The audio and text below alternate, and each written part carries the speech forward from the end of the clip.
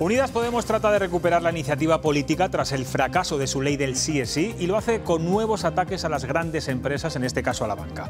Primero fue Inditex, luego las eléctricas, recientemente Mercadona y ahora es el BBVA tras anunciar que ha logrado el mayor beneficio de su historia. Pero Yone Belarra tiene para todos, incluso para su socio de gobierno, al que acusa de temblarles las piernas por querer modificar la norma que está rebajando las penas a diario a los agresores sexuales. Y todo esto en plena negociación con el Partido Socialista. ¿De verdad quiere llegar a un acuerdo? Aquí arranca Cuestión de Prioridades.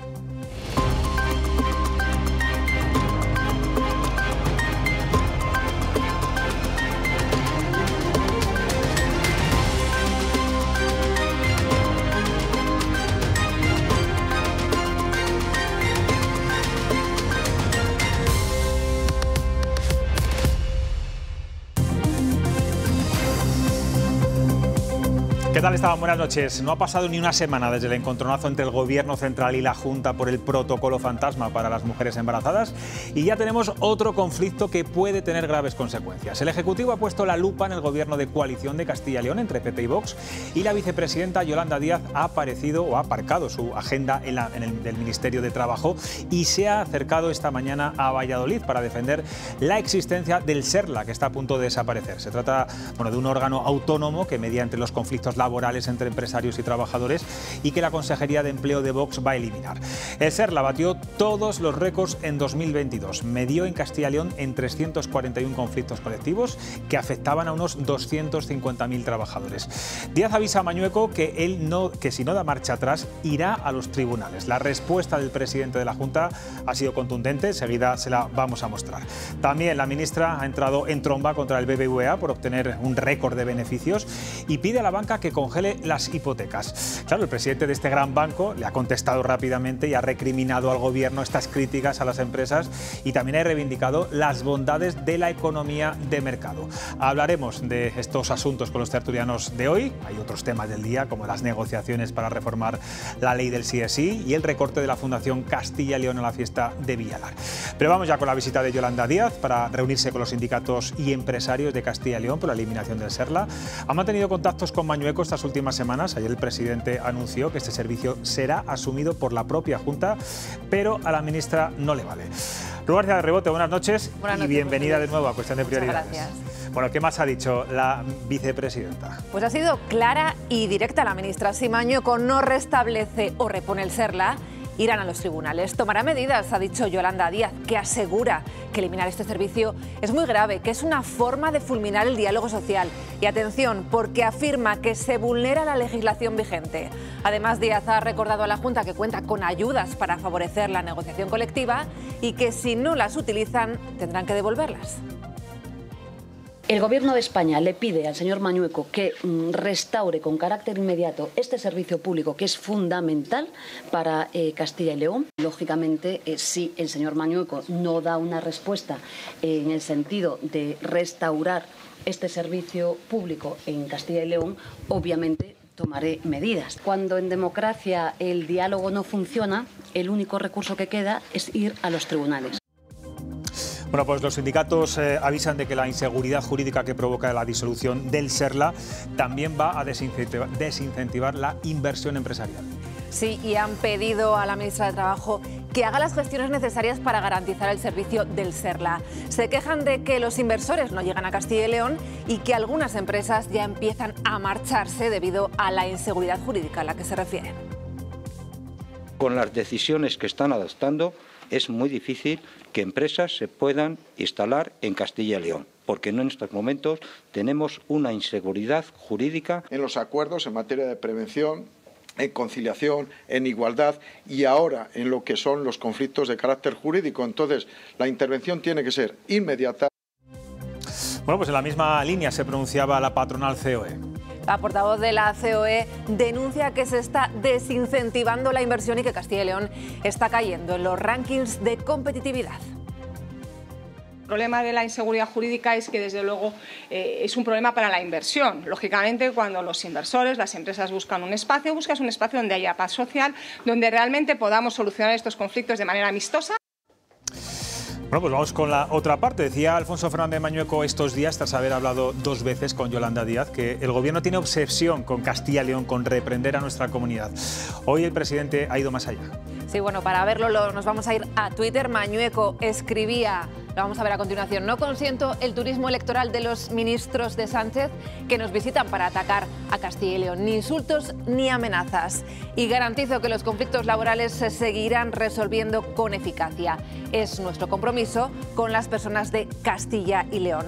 También se refería esta mañana a este tema el consejero de Presidencia. Carnero ha dejado claro que se van a garantizar las funciones del servicio de intermediación laboral. Y esto que van a escuchar es lo que pedía el gobierno. Es que venga con un pan debajo del brazo, porque eso es lo que queremos. Desde el gobierno legítimo de la Junta de Castilla y León siempre nos vamos a mover en el principio de la lealtad institucional. Y eso yo creo que es también necesario y reclamable al gobierno de España. Bueno, vamos con otra noticia económica. Hoy Ione Belarra y Yolanda Díaz han cargado contra los beneficios del BBVA.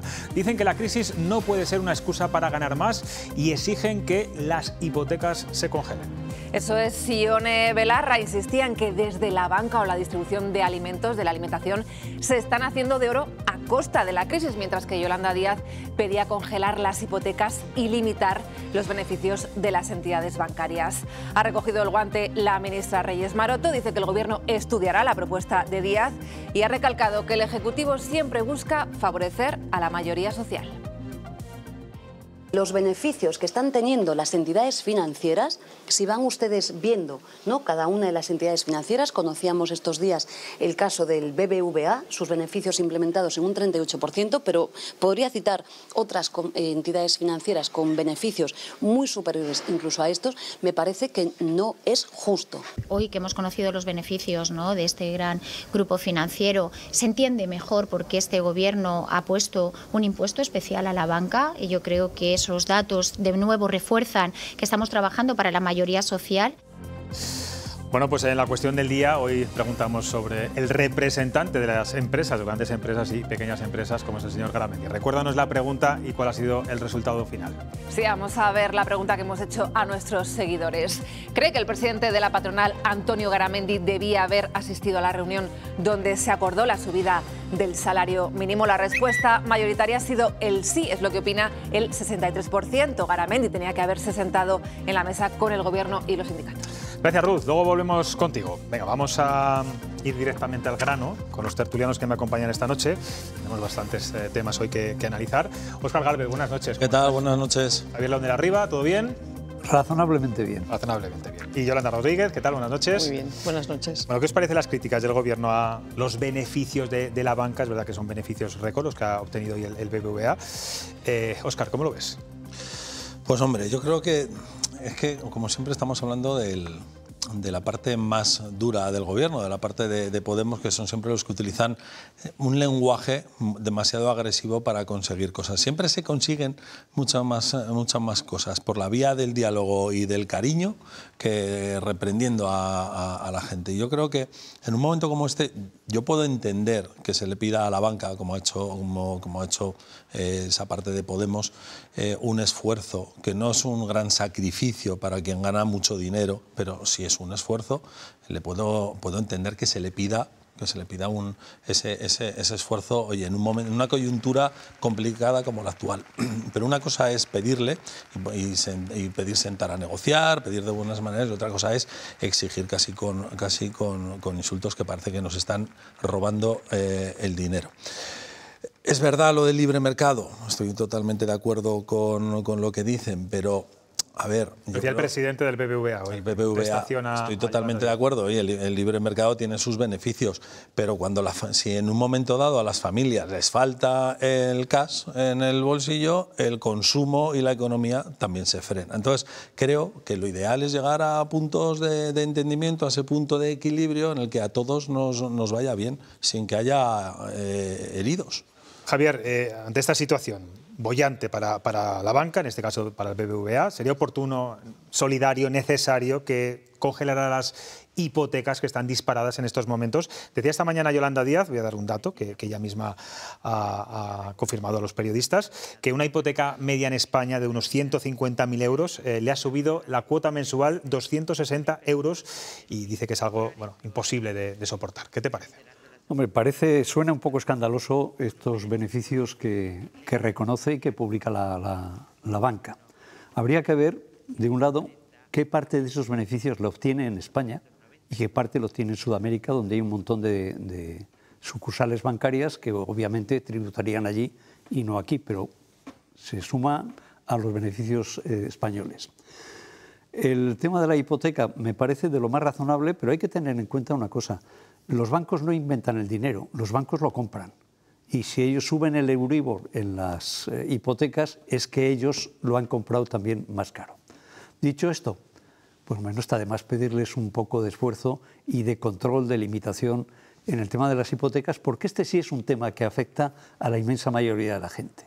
Mucho más que incluso el tema de los alquileres, porque en los alquileres hay familias y se beneficia además una persona, pero se beneficia a otra, porque en muchos alquileres es una persona que ahorra toda su vida, ha comprado una casa, la ha alquilado y ahora le congelan el alquiler. Pero la hipoteca es algo que vienen haciendo la gente joven por absoluta necesidad, porque no tienen otra forma de acceder a la vivienda. Y por lo tanto, si hay que pedir a la banca algún esfuerzo especial, yo lo haría justamente en el tema de las hipotecas, sentándose previamente a negociar, pero mal asunto es, como decía Óscar, que empieces a quien le quieres pedir un favor, a quien quieres pedirle que te ayude, insultándole y maltratándole. Mal comienzo. Yolanda, hay dos discursos claramente. El de Ione Belarra, como decía Javier y Óscar, que ataca, que va directamente a la yugular, lo hemos visto con Mercadona recientemente, ¿no? Y lo que decía del señor Roig. Y el de Yolanda Díaz, digamos mucho más sensata y pidiendo esto de la congelación de las hipotecas, que es algo bastante sensato exigirlo en estos momentos, ¿no? ¿Con cuál te quedas? Bueno, yo me quedo con el mensaje de Yolanda Díaz, que ha sido también respaldado por la propia ministra Reyes Maroto. No quiero decir que... Reyes Maroto justificaba que estos beneficios, justificaba la decisión del Gobierno de haber impuesto ese impuesto a la banca, ¿no? Entonces, estamos en una situación, en una coyuntura económica que está afectando a muchísimas familias con el tema de la hipoteca, pero también con el tema de incluso el acceso a la alimentación básica y otros servicios. Y yo creo que, como ha dicho Javier, se puede pedir ese esfuerzo a la banca. Hablabas de cariño.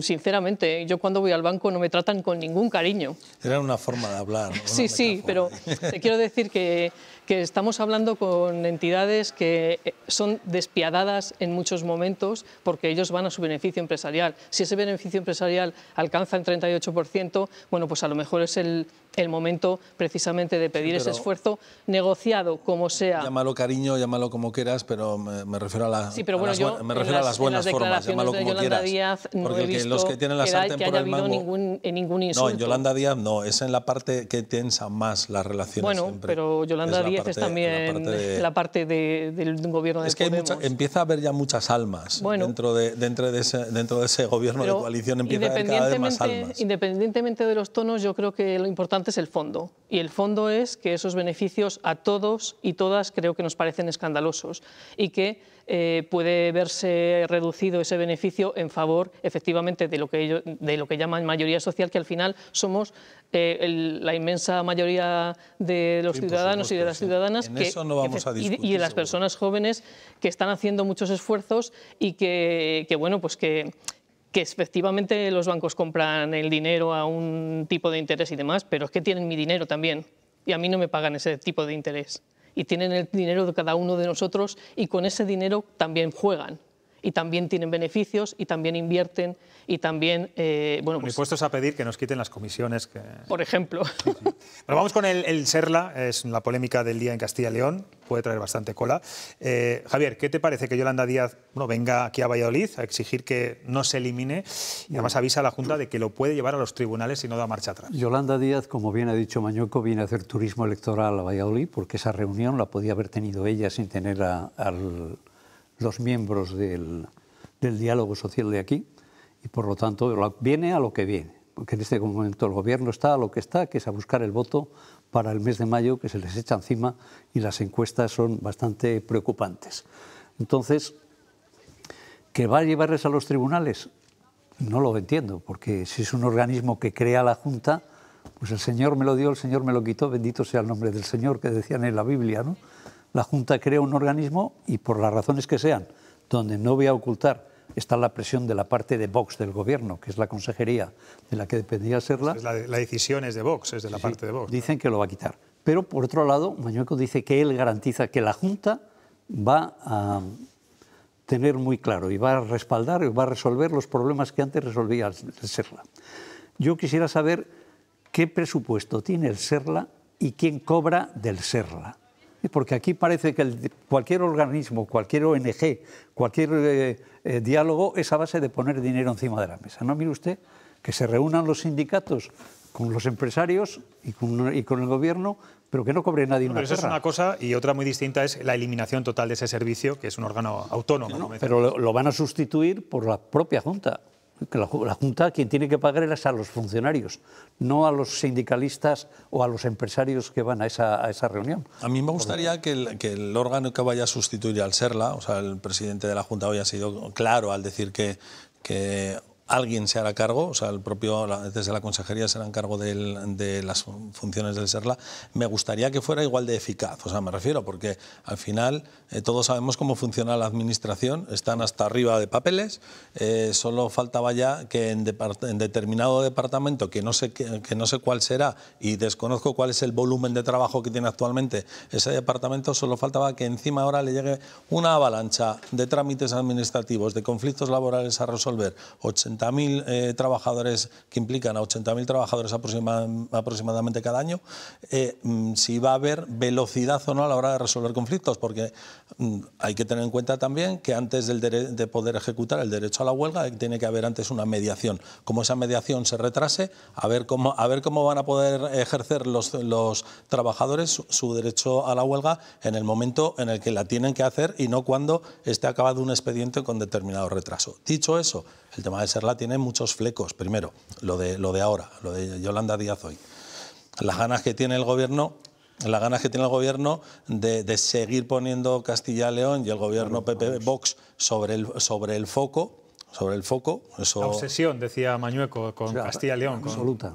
Van al ataque, digamos. Es que ¿no? es el banco de pruebas, de lo que puede ser un gobierno de coalición PP-Vox, y entonces han puesto el foco en Castilla y León.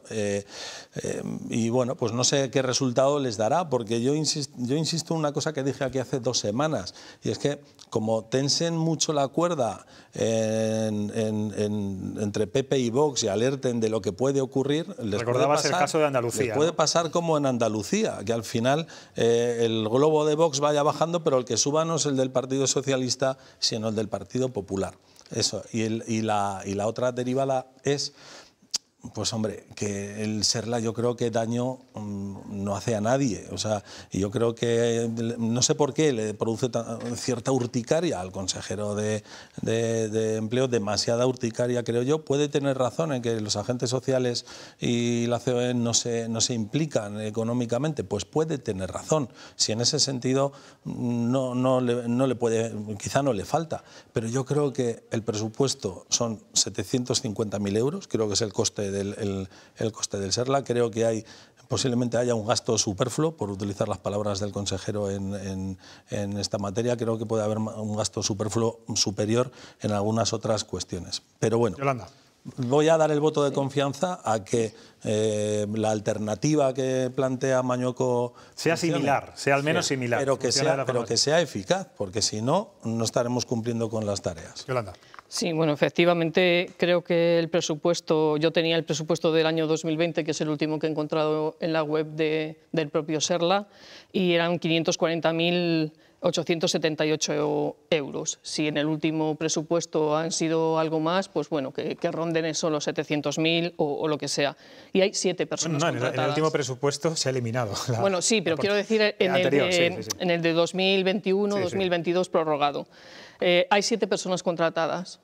Esas 7 personas sacan adelante, con la ayuda de los empresarios y de los sindicatos resolver todos esos conflictos colectivos y, como bien has dicho tú, eliminar esa indefinición jurídica en que quedarían si no existe un organismo como este. Este organismo le hay en todas las comunidades autónomas. O sea, que la excusa del consejero para eliminar este organismo diciendo que esto es un gasto superfluo, que me diga a mí si no es un gasto superfluo el 1.200.000 euros que casi nos cuesta la vicepresidencia de la Junta de Castilla y León, el departamento en el que 300.000, es decir, la mitad de lo que nos puede costar este servicio de mediación, va al sueldo del viceconsejero y de sus altos cargos. Cuidado, no entremos en el tema de los sueldos, porque bastante nos cuestan 22 ministros y un sinfín de altos cargos. Pero estamos hablando de Castilla y León y de que un consejero de Vox dice que esto es un gasto superfluo. No es un escándalo, ni mucho menos. Sobre todo por si el resultado seguramente suprimiría yo, y algunas no podéis ni imaginar, antes que las 750.000 euros del SERLA.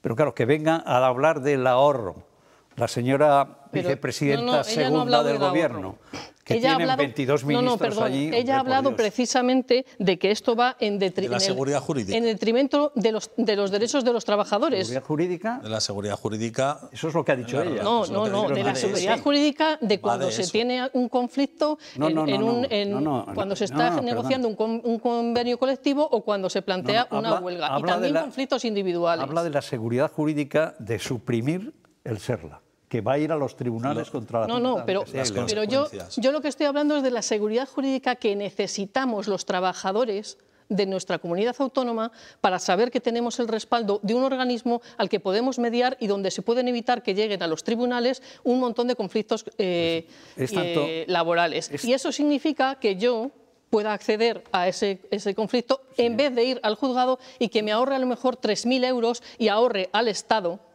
la tramitación de todos esos expedientes en la Administración de Justicia. Javier, que eso también tiene un coste. Idea, una última frase.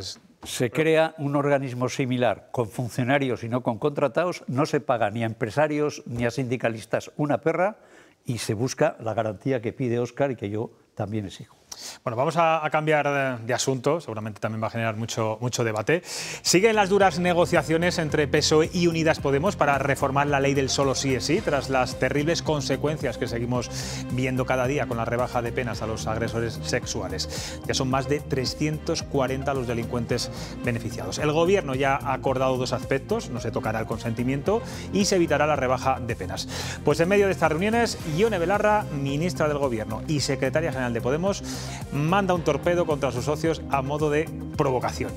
Ruth, ¿qué dice del Partido Socialista? Bueno, pues vamos a ver las palabras que Ione Belarra decía esta mañana en una entrevista en Televisión Española. En este Gobierno hay dos fuerzas políticas, una a la que la suelen temblar las piernas y otra a la que no. Y yo creo que en ese caso el PSOE está sometido a muchísima presión por parte del PP y también de la derecha mediática y judicial. Y se ven obligados a plantear algún tipo de reforma. Esto era lo que decía Ione Belarra. En ese mismo espacio, la ministra de Derechos Sociales aseguraba que hay jueces que siguen practicando una mirada machista y patriarcal y que no acaban de aplicar la ley de forma correcta. Bueno, pues le han preguntado al ministro Bolaños por estas declaraciones, no ha querido entrar al barro y le ha contestado con una respuesta, digamos, más inteligente. Sí, el ministro de la Presidencia se ha limitado a decir que el PSOE lleva muchos años trabajando por los derechos y libertades. Bolaños ha añadido además que ahora mismo se encuentran en un momento clave de la negociación de la reforma de la ley del solo sí es sí. El Partido Socialista tiene más de 140 años de historia para conseguir lo que está consiguiendo también con este Gobierno, que es que España avance, que cada vez haya más derechos, más libertades, mejor economía, más empleo y menos precariedad y menos temporalidad. Y eso llevamos más de un siglo haciéndolo. Pues el Partido Popular exige que esta reforma se haga cuanto antes de forma urgente y, bueno, insiste también en que los apoyos, los votos del Partido Popular, ahí están, por si acaso Unidas Podemos finalmente no se une con el Partido Socialista. Sí, el líder del PP también ha recordado que el requisito de su partido para apoyar la reforma de la ley pasa por reponer las penas anteriores. Por cierto, que en esta misma entrevista Feijóo ha reconocido que no estuvo muy acertado la semana pasada cuando declaró que los cristianos no matan en nombre de su religión. Hay más de 3.500 personas condenadas en España por delitos sexuales. Todos estos se van a beneficiar de la ley, todos. Todos, en el caso de que pidan esos beneficios y los jueces lo acepten. Por tanto, todavía tenemos mucha tela que cortar y muchos disparates que escuchar. Pero, hombre, al menos acabar con la hemorragia. Al menos un torniquete legal para que la hemorragia se acabe y que no volvamos otra vez a revisar las penas de las agresiones sexuales que hemos hecho esta semana o que pueden ocurrir hoy. Pues de momento en el Gobierno central nadie asume responsabilidades por el fracaso de la ley del sí es sí. Hoy Nuevas Generaciones se han manifestado frente al Ministerio de Igualdad. Y Ruth, ¿qué han pedido? Pues lo que piden es la dimisión de Irene Montero. Dimite sí o sí, se podía leer en las pancartas que llevaban los jóvenes del PP. Acusan al gobierno de Sánchez de dejar a las mujeres abandonadas a su suerte.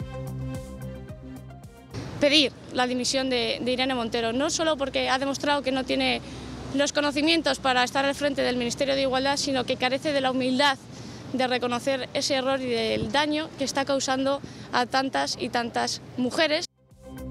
Bueno, pues vamos ya con un tema más nuestro. Y la Fundación Castilla y León ha aprobado su presupuesto. Va a haber recortes para la fiesta de Villalar, aunque reconocen y dicen claramente que el día 23 de abril no está muerto, ni mucho menos. Se va a destinar a la organización del 23 de abril el 20% del presupuesto, algo que no ha gustado a la oposición. El alcalde de Villalar y el PSOE aseguran que se quiere dinamitar la fiesta de la comunidad, mientras que desde Ciudadanos piden transparencia en las cuentas y repensar la fundación. La estrategia es muy clara, muerte por inanición y se acabó. Está dotado proporcionalmente a lo que corresponde a un presupuesto que efectivamente se ha reducido. Que para nada se está hablando de que peligre una fiesta. Primero fue Ciudadanos y ahora con Vox para dinamitarlo por completo. O sea, un señor tiene que ser un señor, ¿sabe?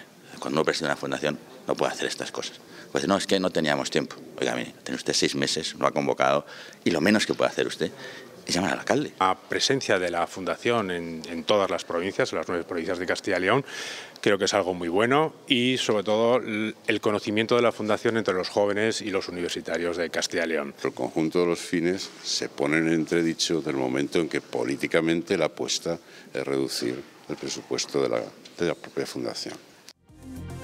Bueno, pues vamos con la ley del sí es sí. Escuchábamos a Ione Belarra, insiste también en acusar a los jueces, cuando el gobierno está reformando esta norma, y lo que es peor, carga contra su socio de gobierno, contra el Partido Socialista. Dice que le tiemblan las piernas en plena negociación. Están en estos días negociando Partido Socialista y Unidas Podemos.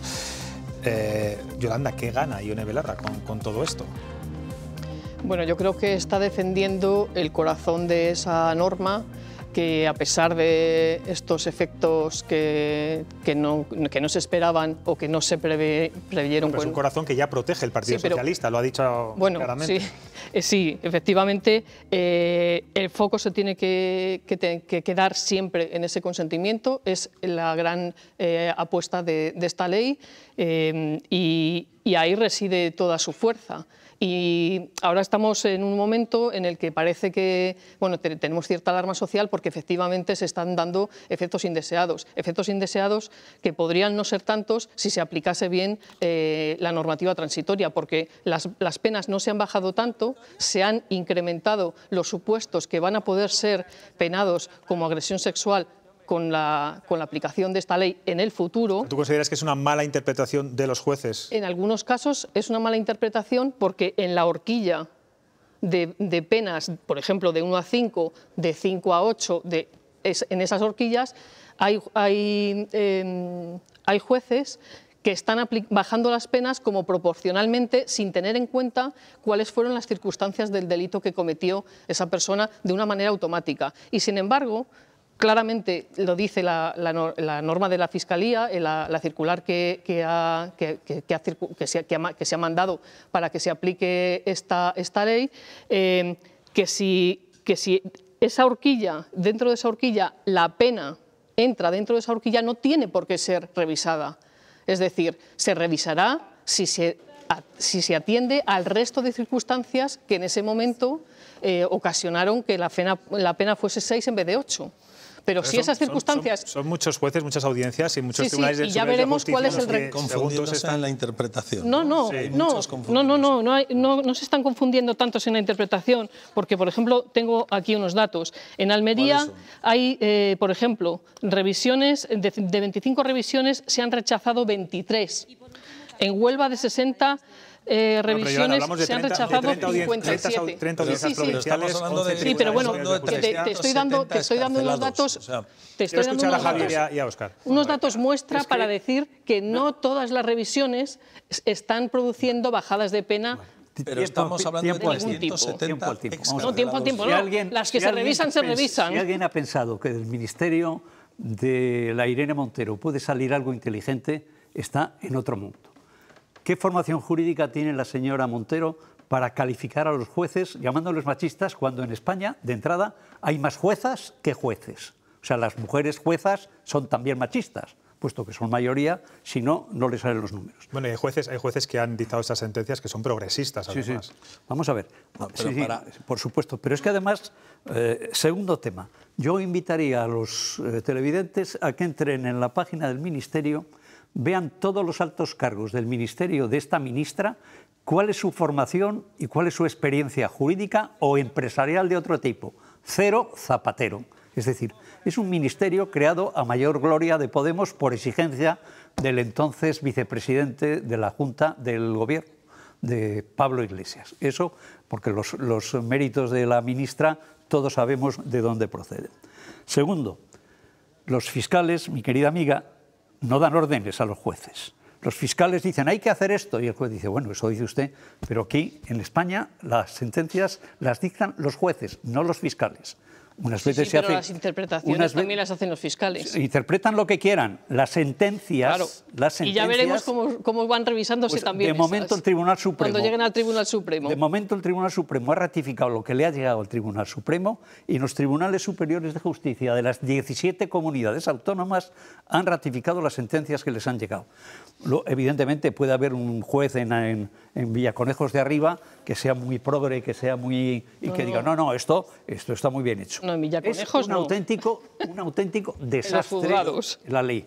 Si hubiera un poco de sensibilidad y un poco de sensatez y un poco de autoridad en el presidente del gobierno, al que el último bofetón le acaba de dar el Mohamed VI marchándose de Marruecos en una visita que nos han vendido como del otro mundo, si hubiera un poco de sensatez y se dan cuenta, pues si no pasa nada, ¿cuántas leyes se han modificado? El otro día lo decía Carmen Calvo, ex vicepresidenta del gobierno. Pero claro, lo ha dicho como ex vicepresidenta y fuera del gobierno, claro, que es como suelen hablar los políticos cuando dejan los cargos. Antes de que les echen, ¿no? Pero vamos a ver, quiero decir que yo creo, a mí me hubiera provocado mucho más respeto, poco desde luego, la Irene Montero diciendo, nos hemos equivocado en esto y lo vamos a rectificar.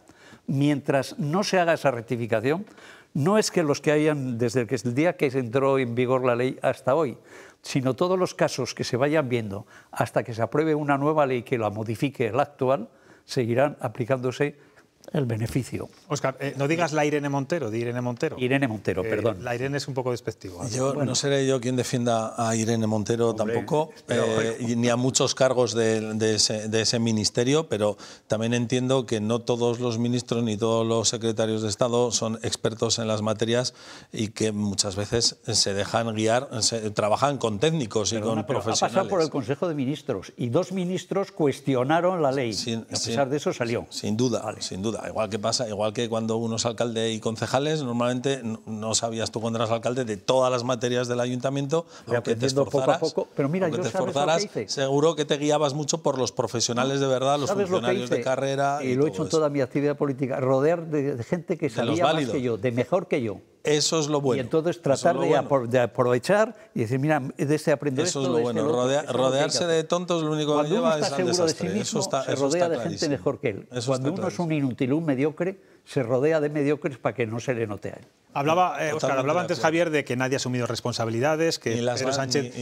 ¿Crees que eso sería bueno para el propio Pedro Sánchez, para Unidas Podemos, que Irene Montero, por ejemplo... Pues fíjate, yo es que creo que han entrado ya Podemos y el Partido Socialista en la fase de tensión, en la fase de tensiones, no de tensión, perdón, de tensiones necesarias para que cada partido mantenga a su parroquia, mantenga a su electorado. De manera que Unidas Podemos se va a mantener firme en una posición de confrontación constante con el Partido Socialista. O sea, que puede estar en peligro ese acuerdo entre Unidas Podemos y PSOE. Y no pasaría absolutamente ya nada, realmente. O sea, no pasaría absolutamente nada. El Partido Socialista podría, y es que yo creo que de alguna manera ya se está empezando a visualizar, podría el Partido Socialista empezar a distanciarse de Podemos, le daría al mismo tiempo a Podemos también la posibilidad de reforzarse en su posición de izquierdas, y ahí posiblemente ganen todos. Pese al ruido y a la tensión,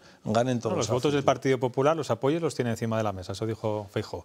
Yolanda, ¿tú prevés un acuerdo entre los dos partidos? Yo creo que va a haber un acuerdo, pero aparte de eso, a mí me entristece mucho, sobre todo como mujer, en lo que me toca respecto a los contenidos de esta ley, a que todo lo centremos o queramos centrarlo, quieran centrarlo, tanto la oposición como los propios partidos que puedan estar en el gobierno, en la política. A mí lo que me interesa es cuáles son los beneficios de esta ley, y esta ley tiene muchos beneficios. El primero, que pone el consentimiento en el centro de lo que son las agresiones sexuales. Algo que ha estado siempre en la ley. No ha estado siempre, porque antes había dos tipos, agresión sexual y abuso sexual. Y en la agresión sexual sí se contemplaba la violencia y la intimidación, pero en el abuso sexual podía ser sin violencia y sin consentimiento.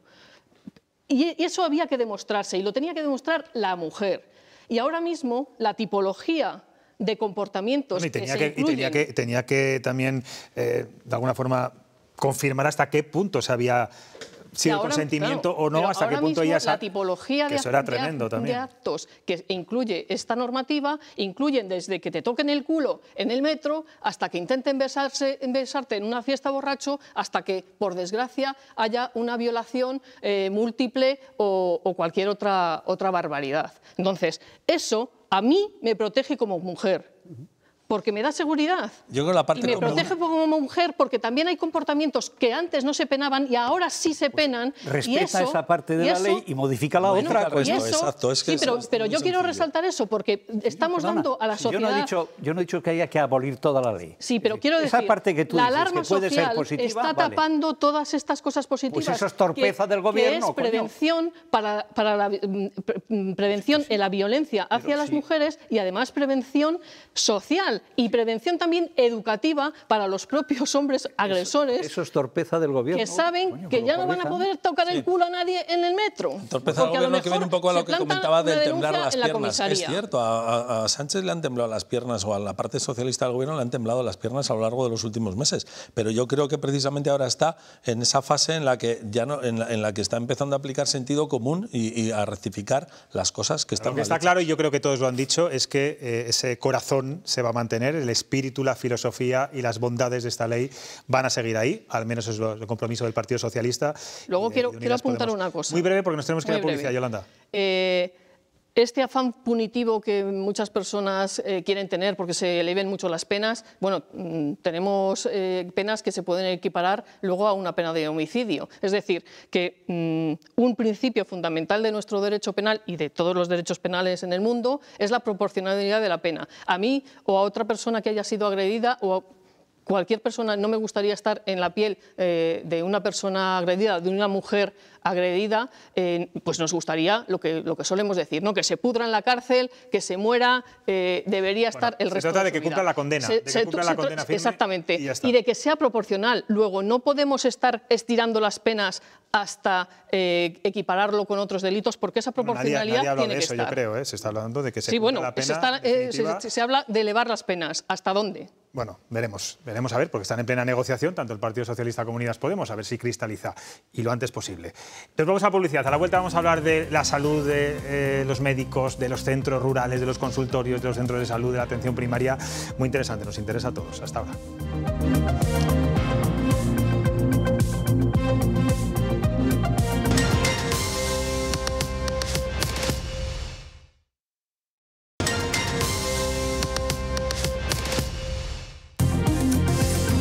de vuelta a las 10:09 de la noche. Esta semana los médicos de Castilla y León están siendo noticia por dos motivos. El pasado lunes la Consejería de Sanidad alcanzó un acuerdo con la Confederación de Sindicatos Médicos por la que se fija un límite de 35 consultas por médico en atención primaria con el objetivo de que la espera de los pacientes no supere las 48 horas. Se garantiza una atención mínima de 10 minutos y los facultativos cobrarán 322 euros por jornada extra. También esta mañana médicos y representantes de las principales sociedades científicas se han reunido para pedir un gran pacto en sanidad. Hoy está con nosotros José Luis Díaz Villarij en su doble condición como presidente de la Confederación Estatal de Sindicatos Médicos y también como presidente del Colegio de Médicos de Castilla y León. ¿Qué tal? Buenas noches. Buenas noches a todos. Estamos en Castilla y León cerca del colapso por la falta de médicos, como ocurre en Madrid. De ahí estas medidas bueno, pues para desatascar la atención primaria, la pediatría. No estamos en el colapso, pero el modelo sanitario que tenemos no en Castilla y León, sino en España, está caducado. Y lo que nos tenemos es que juntar absolutamente todos, empezando por el propio Ministerio, estoy hablando de España en general y no solo de Castilla y León, el Ministerio capitaneando y el propio Gobierno nacional, junto con todas las autonomías y con todas las fuerzas sociales, políticas y de todo tipo, para darle solución a un gravísimo problema que tenemos con el sistema sanitario actual. Ya no funciona el sistema y lo estamos viendo, que los problemas existen por todos los sitios y desde luego por encima de todo el ser humano lo que tiene es la salud y perdida la salud hemos perdido todo. Desde verano y hasta final de año, son unos datos que hemos dado hoy en los informativos, se ofrecieron voluntarios casi 400 médicos en Castilla y León para realizar estas peonadas que se llaman. Por la tarde atendieron a casi 41.000 pacientes.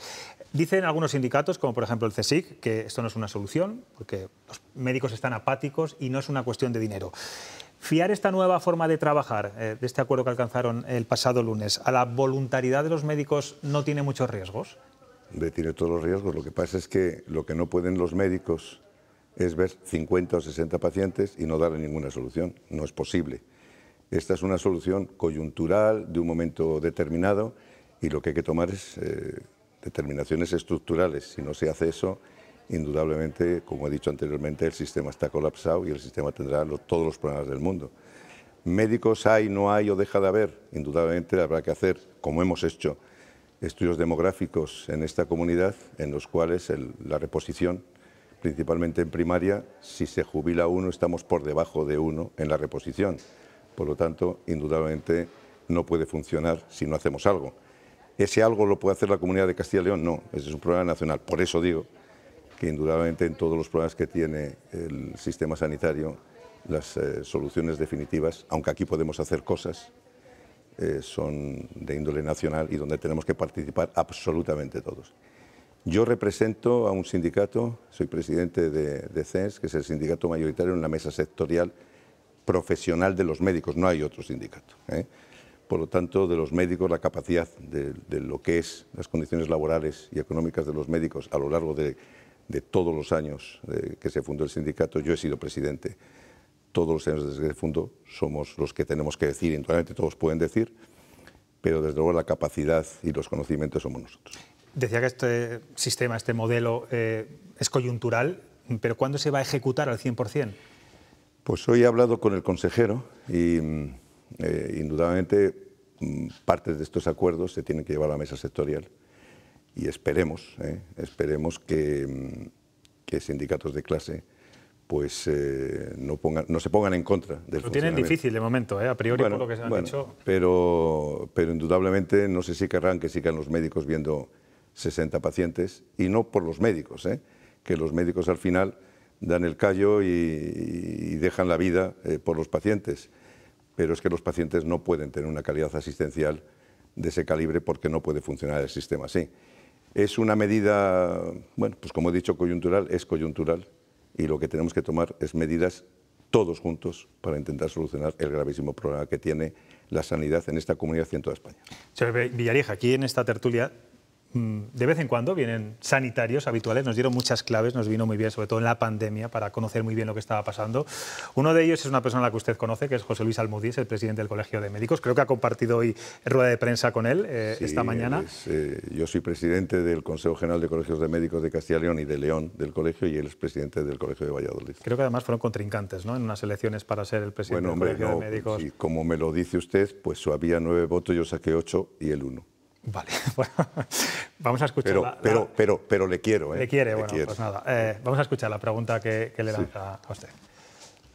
Buenas noches. Hace unos días firmaba usted un acuerdo con la Consejería de Sanidad con unos términos similares a los que se han firmado en otras comunidades autónomas. Pero Castilla y León tiene unas peculiaridades que la diferencian del resto de las comunidades, como son el envejecimiento, la dispersión, el número tan grande de consultorios locales repartidos por toda la geografía. Me gustaría preguntarle cuáles son los factores que considera más importantes para conseguir un modelo de asistencia sanitaria de calidad que responda a las necesidades de los pacientes de nuestra comunidad. Y también me gustaría preguntarle qué dificultades piensa que pueden aparecer en los próximos meses.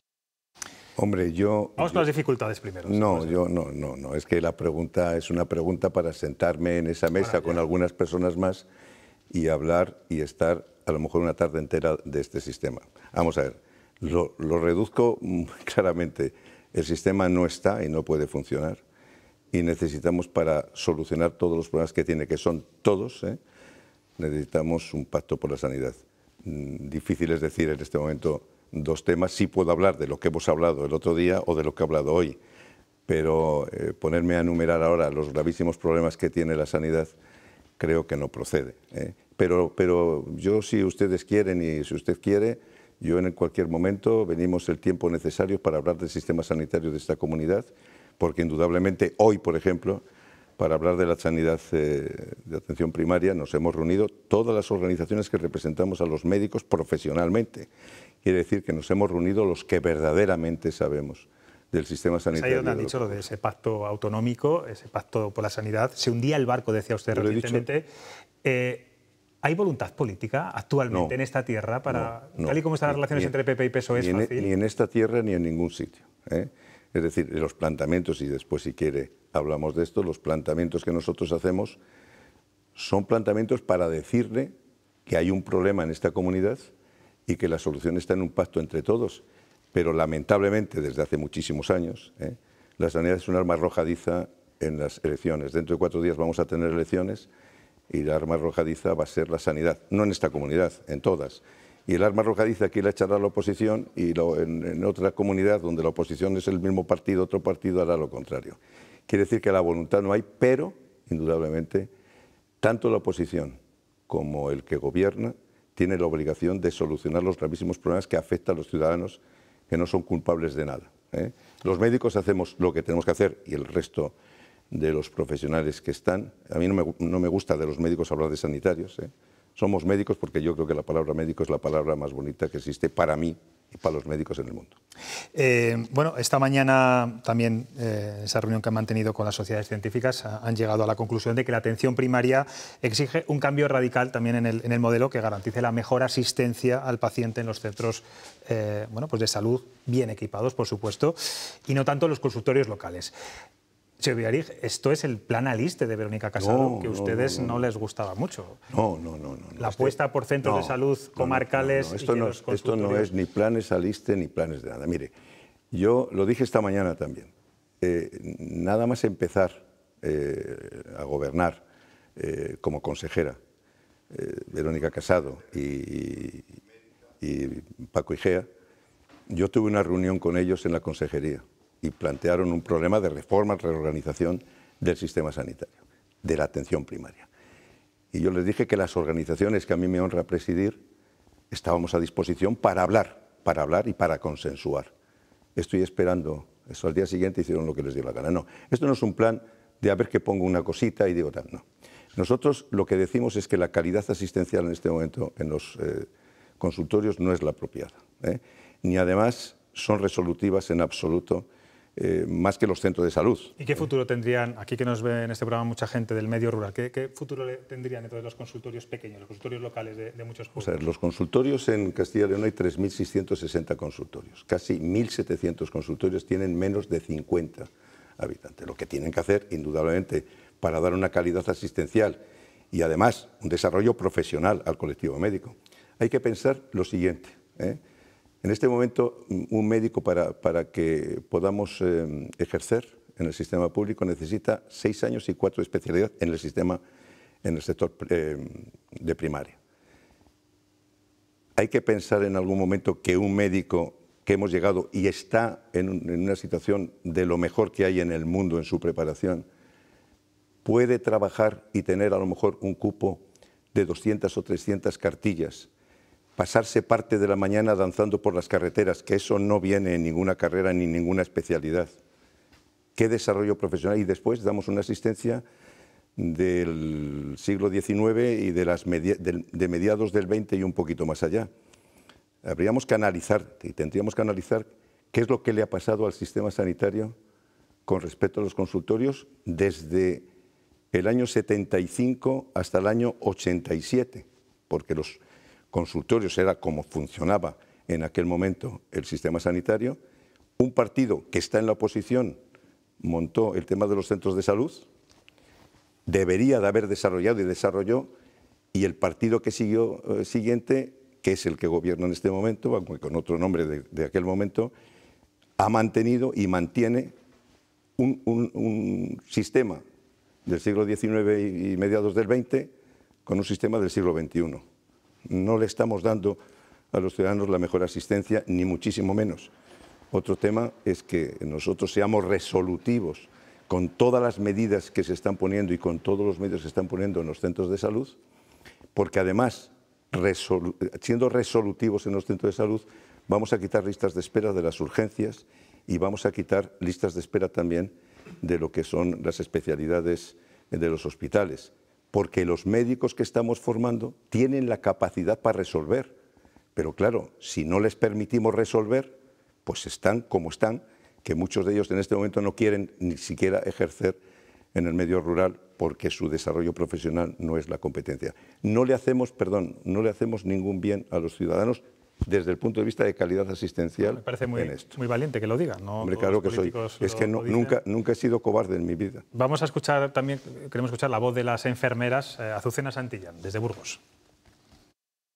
El Instituto Nacional de Estadística nos dice que en España tenemos 583 médicos por cada 100.000 habitantes y la OCDE en 2020 ya nos informó de que España es de los países europeos con mayor número de médicos por habitante. Entonces el problema no es que no haya médicos, sino que no se quedan en la atención primaria.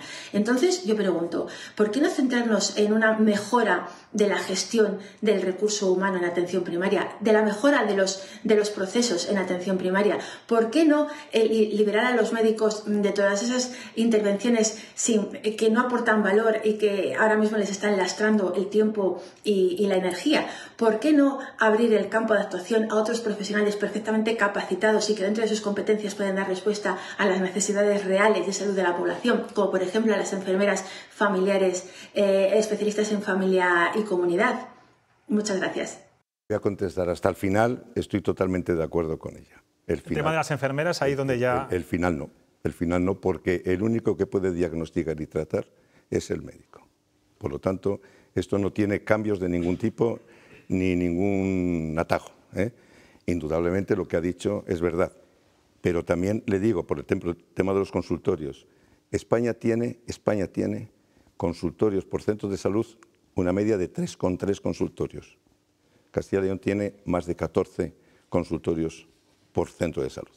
Por lo tanto, algo está pasando, pero nosotros no decimos más que lo que está ocurriendo. Lo que pedimos, y vamos a hacer en las próximas fechas, es tener las reuniones pertinentes con los grupos políticos correspondientes y que nos digan, y entre todos, que nos digan cuál es su opinión y qué es lo que ellos consideran que tiene que ser la asistencia sanitaria, en particular en la atención primaria, y con lo que digan y con lo que, pues lo que tenemos que hacer entre todos es un plan entre todos que solucione el gravísimo problema que tiene el sistema. No sé, presidente, si tiene el dato de cuántas consultas se hacen a día de hoy telefónicas y cuántas presenciales, si hemos recuperado, entiendo ya, muchísimo después de la pandemia. Nosotros defendemos, no exclusivamente, que sea puramente anecdótico lo que no sea la asistencia presencial. Para nosotros el acto médico tiene que ser presencial y la relación médico-paciente es lo más bonito que existe en el mundo. Y la relación médico-paciente no es una relación a través de un plasma ni a través de un teléfono. Fíjese hasta qué punto nosotros queremos esto, que queremos que la relación médico-paciente sea patrimonio de la humanidad. Eso es el médico y eso es el paciente y eso es lo que los médicos quieren y lo que nosotros debemos de hacer. Hemos escuchado a un médico de familia que atiende en el mundo rural, a una enfermera. Vamos ahora con un gerente, el gerente del hospital de Aranda de Duero, con Evaristo Ruiz. Buenas noches, doctor Villarig. Ante todo, felicitarle a usted y a la consejería por el acuerdo alcanzado, porque resuelve un conflicto y además no perjudica a los pacientes con huelgas y otro tipo de manifestaciones. Dicho esto, entiendo que usted, como presidente del sindicato, vela por los intereses de los trabajadores y en ese sentido ha establecido la jornada de tarde, que me parece muy adecuada. Pero además usted es presidente del Colegio de Médicos y en ese sentido tiene que velar por la ética en la profesión. Mi pregunta es, ¿van a tomar alguna medida desde el Colegio de Médicos en el sentido de instar a algunos médicos a cumplir la jornada ordinaria de mañana de 8 a 3 y no de 9 a 2 o de 10 a 1, lo cual dejaría sin justificación hacer jornada de tarde? Un saludo. Hombre, es cuando mucha gente dirá, pero no cumplen su horario laboral muchos médicos. No, vamos a ver, los médicos cumplen el horario laboral de 8 a 3 de la tarde, todos los médicos de esta comunidad.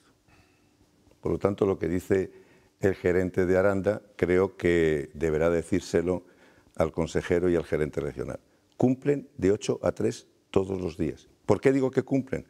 Porque el que tiene la obligación de controlar el horario no lo controla. Por lo tanto, cumplen, claro que cumplen. Ya han tenido en algún momento llevar a algún médico a un juzgado por el tema de estas cosas y le ha dicho el juez, mire usted, dígame usted el control que tiene y no lo tiene. Por lo tanto, los médicos cumplen. Otro tema es que el gerente de Aranda y el consejero y el gobierno autónomo pues pongan los medios si él cree conveniente. Yo desde luego no voy a entrar ni salir, el contrato pone lo que pone el contrato y punto final. Y decir que la jornada de tarde que se propone para intentar aliviar la situación y el dolor y el sentimiento que tienen los pacientes en este momento y los ciudadanos es un tema voluntario, porque la jornada es la que es. La jornada de los médicos en Castilla y León es una jornada de 8 a 3 de la tarde y desde los que están desde 2011 en adelante con una jornada de 4-1, 4 jornadas de mañana y 1 de la tarde. Y todo lo que estoy diciendo, de que se puede hacer o no se puede hacer, indudablemente es manteniendo los derechos que se han conseguido y que hemos conseguido para los médicos a lo largo de los años y que en muchos casos habrá que mejorar en todos sus ámbitos. Los médicos dejan la piel en este tema, en su trabajo, y lo que tienen que hacer es tener las mejores condiciones laborales y económicas. Vamos con las preguntas de los tertulianos. Os voy a pedir un poco de brevedad. La verdad es que escuchando, señor Villarig, su intervención, casi se me ha puesto mal cuerpo con el diagnóstico que nos ha leído. Todo tiene solución. Sí, menos mal que está usted, médico, y también el señor de la Riva, que también es médico, para, si nos da un síncope, ¿verdad?, atendernos. Bueno, eso sería otro problema. Desde un punto de vista realista, o sea, aunque ya más o menos lo ha avanzado, la utopía existe. Lo utópico es que haya acuerdo y que se pongan de acuerdo, el pacto ese. O sea, como no lo va a haber, la realidad a dónde nos va a llevar. Porque estamos hablando de que haya pacto y sin pacto no hay solución. La realidad entonces, ¿dónde nos va a llevar? ¿Dónde va a estar la sanidad pública dentro de 7 años? No muy lejos. No, yo le digo, vamos a ver. Hace muchísimos años que yo llevo diciendo que se tiene que hacer un pacto por la sanidad, muchísimos años.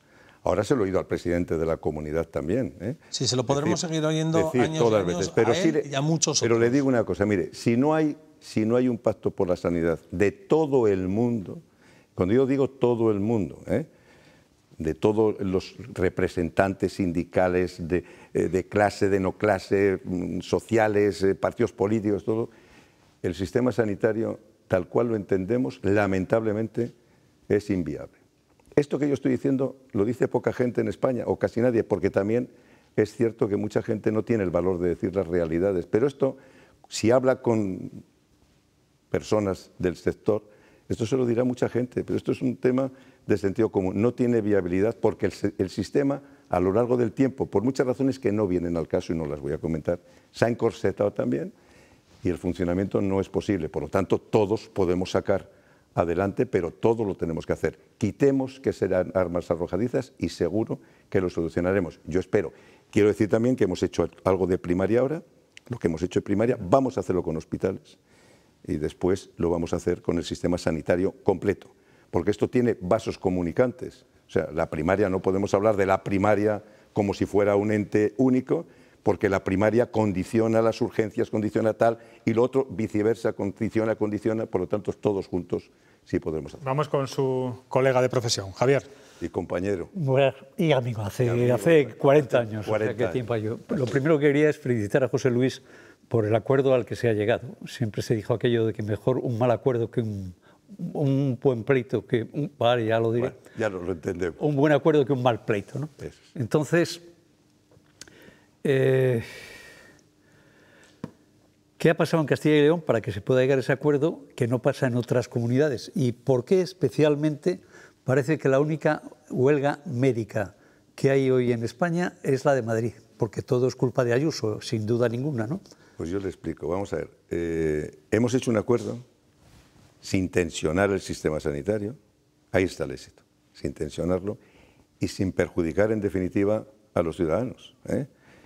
Yo creo que Madrid tiene unos problemas, bueno, pues que las relaciones que en este momento las organizaciones que me honro presidir con la consejería son fluidas y el consenso es fluido.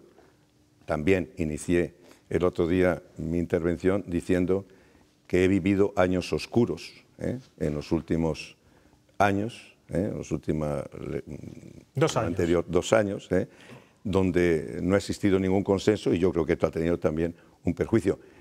Yo también, y todos lo sabemos, yo he hecho muchas movilizaciones por los derechos de los médicos, he hecho una huelga importante, muy importante, probablemente de las huelgas más importantes que se han hecho en España, y lo hice en esta comunidad, no hace muchos años también, es decir, que cuando es necesario, por defender los derechos de a quien que representas, pues tienes que estar.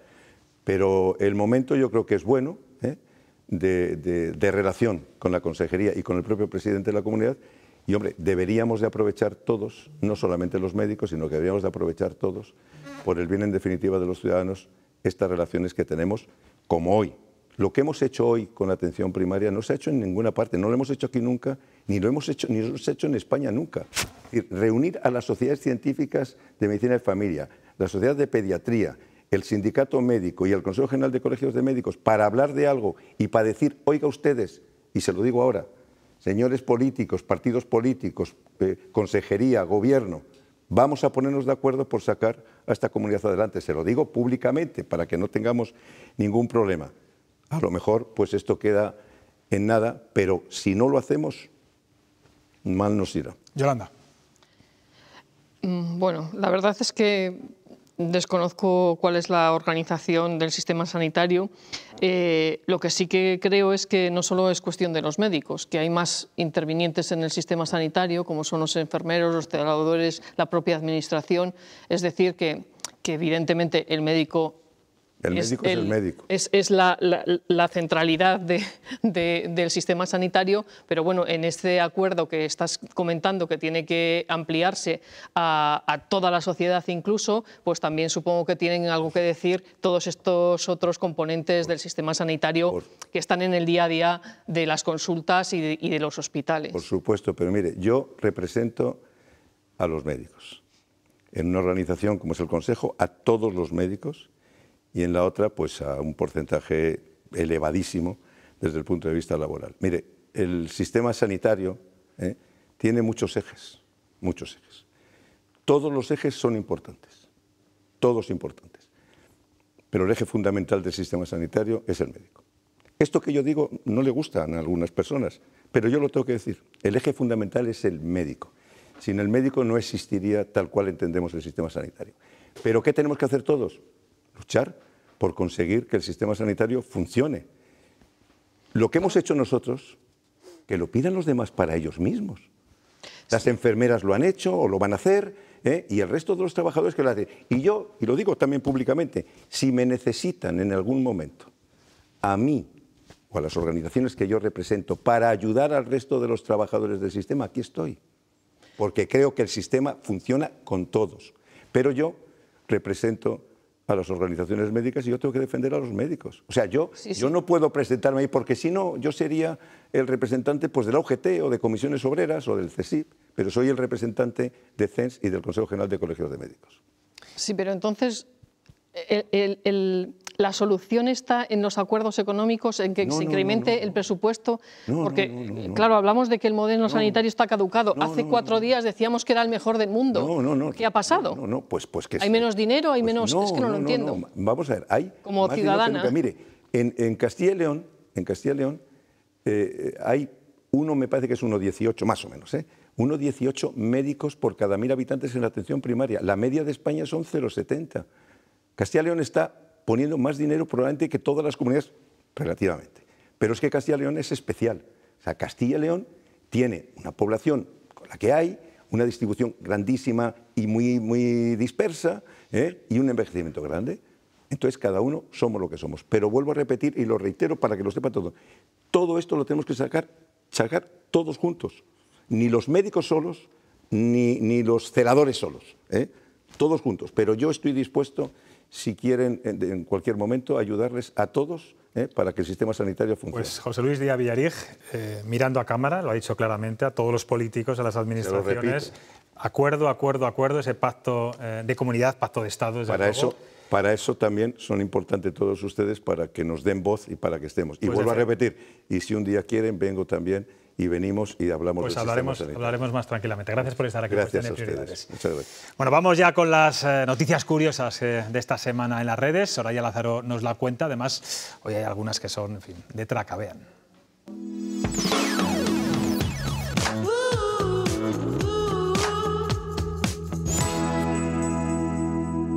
Muy buenas noches, José Luis. Hoy en el Cotillo Influencer la verdad que nos encontramos de todo. ¿A que sí, Pistachi? Dejo para el final la noticia que más risa me ha hecho. Se hace viral una oferta de empleo para camarero. A empezar, la entrevista se hizo por WhatsApp, ya ni nos molestamos en llamar. El empresario le pregunta al buscador de trabajo si en septiembre cumple los 30 años, porque la oferta solo es hasta los 30. A la persona interesada le parece extraño que pidan este requisito, ya que hoy en día falta gente que le guste y le motive la hostelería. ¿Qué más dará la edad que tengas? La respuesta fue que es para combatir el paro juvenil. Así que la persona buscadora de trabajo le dice que qué pena, ¿no?, haberse enterado así de que a partir de los 30 ya nadie te va a querer para trabajar. Estamos diciendo que las personas de 30 años no son jóvenes. ¿Qué le está pasando al mundo? Cumplo 29 este año. A mí no me vayáis quitando de en medio porque yo soy como una lapa, yo me agarro y de ahí no me suelto, ya te lo digo. Y se ha hecho viral esta foto en la que se ofrece, ¿no?, trabajo de camarero de 6 de la tarde a cierre por 1.000 euros al mes, con un contrato de 4 horas y sin días de descanso, 7 días a la semana. ¿Por qué no hay gente joven queriéndose dedicar a la hostelería? Juzguen por vosotros mismos. También te digo, esto no solamente pasa en la hostelería. La siguiente noticia viral habla de la tecnología de moda, la inteligencia artificial. ChatGPT, seguramente lo haya dicho mal, es solo el principio. La inteligencia artificial se lanza a reorganizar el mundo. Es un modelo de diálogo con respuestas detalladas. Dicen que supera a Alexa y a Google, ya que habla como un humano de verdad. Me da entre alegría y miedo. Por ejemplo, si un matrimonio se quiere divorciar, puede hablar con el chat para saber cuál es la mejor manera terapéutica de decírselo a sus hijos. O sea, las movidas futuristas que veíamos en las películas hechas realidad. Y por último, las risotas. Se hace viral esta foto en la que esta mujer acaba de dar a luz. Ella está maravillosamente, y menos mal, porque los médicos tuvieron que ayudar al marido que estaba desmayadito en el suelo. No le voy a juzgar, podría ser yo perfectamente. Y hasta aquí el cotillo de hoy. Vista, ven. Vamos a buscarlo. Bolito de pelo. Es que es una bolita de pelo que me la como. Pista, cariño, diles que tú no estás gorda. Estás bien alimentada, que es distinto. Pistacho no quiere ser cogida, quiere que la dejemos en paz, así que yo me quedo bichando por las redes sociales mientras esta petarda corretea por toda mi casa y la semanita que viene nos vemos. ¡Mua! Bueno, como no tenemos tiempo, no le voy a preguntar a Javier León de la Riva si en algún quirófano, el que ha sido ginecólogo y ha dado a luz, ha tenido que sacar a la luz a muchos niños, le ha pasado eso de tener que socorrer antes al marido que a la mujer. Luego te lo pregunto en privado. ¿Ha pasado? Alguno se me ha caído. Alguno se te ha caído. Bueno, como hoy hemos abordado muchas noticias económicas, a Calixto Albicias también se le ha atascado una información relativa a estos temas. Va sobre el empleo, vean.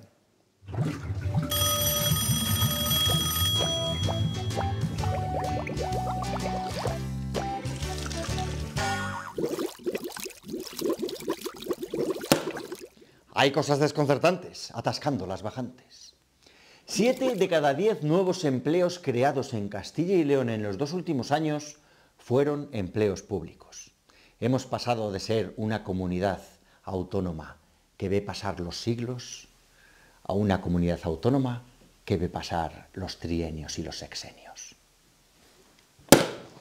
Ya fluye la actualidad en nuestra comunidad. Pues Calixto, me has dado un tema para abrir debate un día de estos. Es muy interesante eso que acabas de decir. Óscar Gálvez, gracias. Gracias hoy a ti. Doblemente, ¿sabes por qué te lo digo? Javier, Yolanda, gracias a los dos. Nos vamos a casa. Mañana nos vemos a las 9:25 como siempre, aquí en las 7. Descansen y disfruten. Adiós.